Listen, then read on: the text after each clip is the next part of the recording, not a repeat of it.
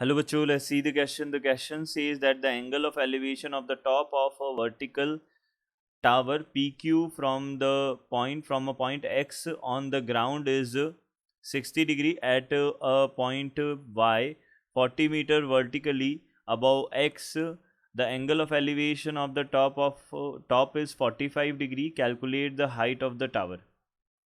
तो यहाँ से बोला एंगल ऑफ एलिवेशन जो है, यहाँ से हमको बोला angle of elevation of the top of a vertical tower P Q एक वर्टिकल टावर है। इसका angle of elevation from a point on the ground, point जो है एक्स है, जो क्या है ग्राउंड पर है। ग्राउंड इज 60 डिग्री, जो एंगल ऑफ एलिवेशन है वो 60 डिग्री है। एट पॉइंट वाई, वाई जो है हमारे पास क्या है 40 मीटर्स वर्टिकली अबव एक्स है। एक्स से 40 मीटर्स अबव वर्टिकल हमारे पास में वाई पॉइंट है। Angle of elevation of the top is 45 degree. अब इसका जो एंगल ऑफ एलिवेशन है वो 45 डिग्री है। तो कैलकुलेट करना है हमको हाइट ऑफ टावर क्या होगी। तो सबसे पहले हम की कॉन्सेप्ट की बात कर लेते हैं। देखिए की कॉन्सेप्ट हमारा क्या बनेगा। की कॉन्सेप्ट हमारा बनेगा, सबसे पहले हमारे पास जो हम यहाँ पे इस टाइप के क्वेश्चंस जो होते हैं उनमें हम टेन थीटा ट्रिग्नोमेट्रिक रेशियोज़ का हम यूज़ करते हैं। तो बेसिकली हम यहाँ पे टेन थीटा का यूज़ करने वाले। टेन थीटा होता है परपेंडिकुलर अपॉन बेस। अब इसको डायग्रामेटिकली हम एक बार समझ लेते हैं कि किस तरीके से हमारे पास ये होगा। तो हमको बोला है पी क्यू जो है हमारे पास में एक, ये तो हो गया पी क्यू। पी क्यू हमारे पास वर्टिकल टावर हो गया। अब वर्टिकली हमारे पास टावर है, ये हमारे पास ग्राउंड फ्लोर हो जाएगा, ये हम ग्राउंड लेवल बता देंगे, ये हो जाएगा हमारे पास ग्राउंड लेवल।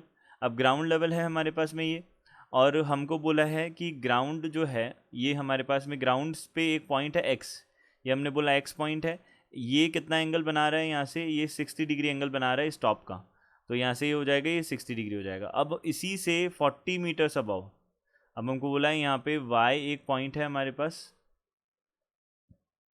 ये हमारे पास वर्टिकल हो गया एंड ये वाई पॉइंट हो गया। इसी से जो एंगल ऑफ एलिवेशन बन रहा है, अब देखिए हम इसको और इसको ज्वाइन कर देते हैं, और ये एंगल ऑफ एलिवेशन जो है टॉप का, ये हमको कितना गिवन है, ये हमको गिवन है 45 डिग्री। 60 तो वो वाला था, ये हो जाएगा 45 डिग्री। ये हमको एंगल ऑफ एलिवेशन गिवन है।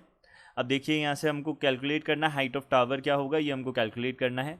अब हमको बोला है यहाँ से ये 40 मीटर्स है, ये हमको बोला है। तो ये अगर 40 मीटर्स है, अब हम इसको बोल देते हैं ए बोल देते हैं। तो ये भी हमारे पास 40 मीटर्स हो जाएगा, क्योंकि हमने तो ये वर्टिकल हमने ये तो हमने पैरेलल टू ग्राउंड हमने एक लाइन ड्रॉ की है, तो ये बना दिया हमने। अब देखिए अब यहाँ से हम क्या क्या कैलकुलेट कर सकते हैं, हम ये इजीली देख सकते हैं। देखिए यहाँ पे क्या क्या हो जाएगा।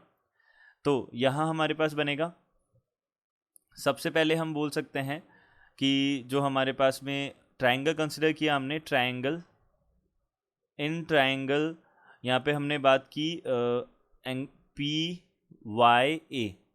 वाई ए जो ट्राइंगल है इसकी बात की।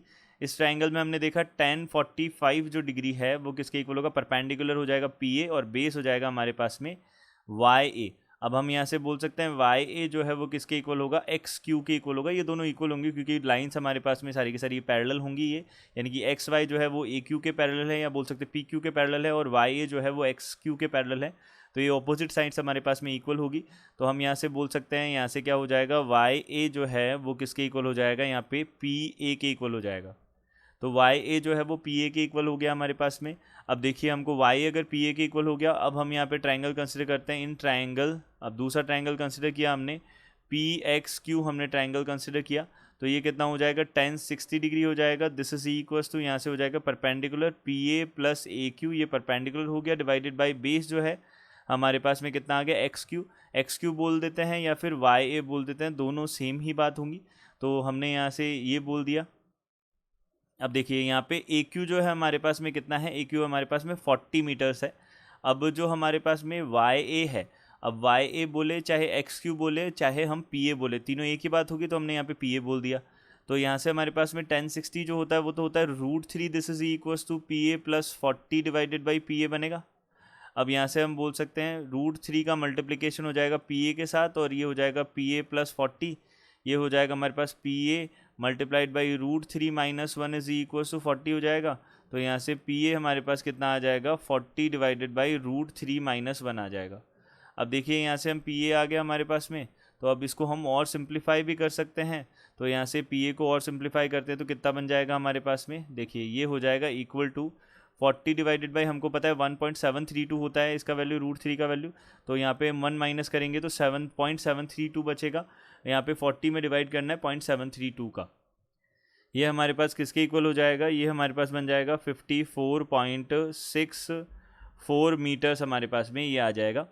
ये हमारे पास क्या आ जाएगा, PA हमारे पास ये बन जाएगा। अब PA अगर हमारे पास आ गया तो हम क्या कैलकुलेट कर सकते हैं, यहाँ पे हाइट ऑफ टावर हम कैलकुलेट कर सकते हैं। तो टोटल हमारे पास हाइट ऑफ टावर क्या हो जाएगा, हाइट ऑफ टावर ये हमारे पास क्या हो जाएगा, दोनों का एडिशन कर देंगे तो 54.64 प्लस 40 किया तो हमारे पास कितना हो जाएगा, 94.64 मीटर्स हमारे पास में दोनों का एडिशन हो जाएगा, हाइट ऑफ टावर आ जाएगा।